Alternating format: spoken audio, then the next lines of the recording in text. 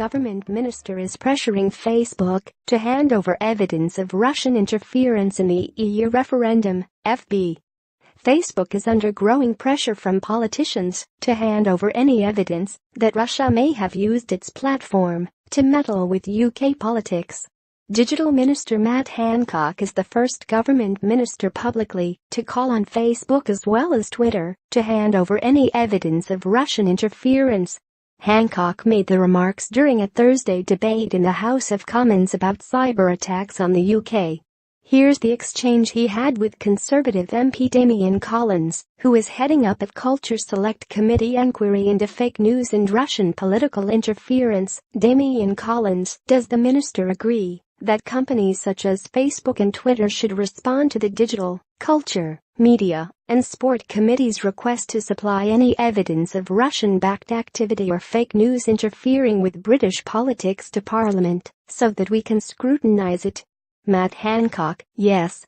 This is an incredibly important issue, and the Select Committee is taking a lead to ensure that evidence is brought to light. We will of course investigate all the evidence we see and take action where appropriate.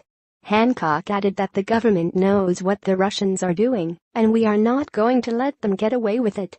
Multiple academic studies published in the media this week showed how Russian bots and human-run accounts used Twitter to sow discord in the run-up to the UK referendum in June last year, though their impact is less clear. In several instances, bots spread messages of Islamophobia, xenophobia, and fears around Sharia law as the debate around Brexit and immigration intensified. This has been possible because researchers were able to study Twitter's public API. But Facebook is a closed platform and much more difficult for third parties to scrutinize. Facebook has not immediately responded to a request for comment.